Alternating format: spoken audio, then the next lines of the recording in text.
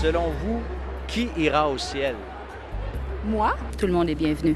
Tout le monde qui va avoir fait des bonnes actions comparé aux mauvaises, là. Tout le monde qui va avoir réussi à faire la paix avec soi-même. Non, moi, je pense que le paradis, c'est comme l'enfer, on se l'a fait. Qui va aller au ciel? Tout le monde. Tout le monde. Tout le monde va y aller. Tout le monde. Je pense que le ciel est ouvert à tous. Si le ciel existe, bien sûr.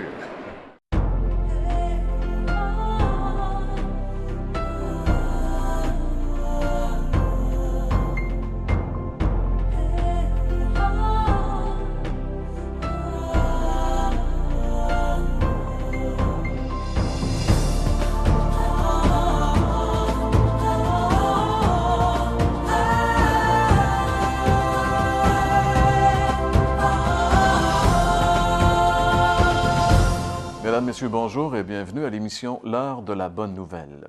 Aujourd'hui, nous allons découvrir ensemble celui qui sauve les impardonnables.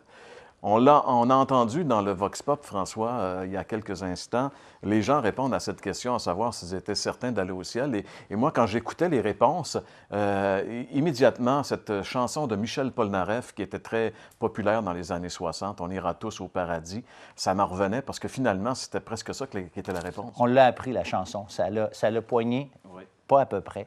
Et c'est toute une génération qui ont été influencées, au moins, si ce n'est pas par cette chanson, par cette pensée qu'on va au paradis, Dieu est bon, et puis c'est comme ça que ça va se passer. Mais moi, j'ai une petite histoire que je me rappelle à propos de ça. C'est ma propre grand-mère mourante.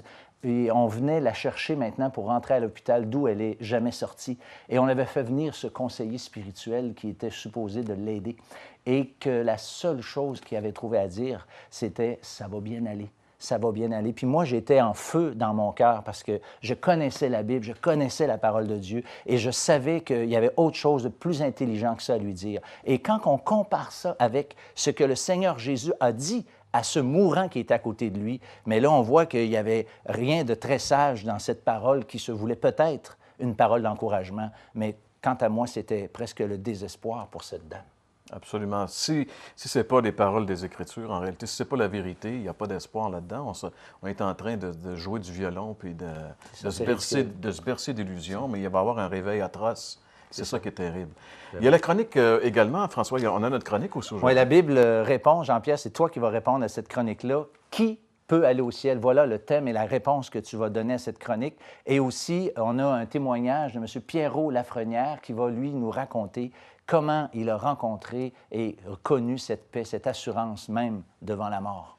François va nous emmener le message de la parole de Dieu et Jacques Whitney le chant. Découvrons-le ensemble.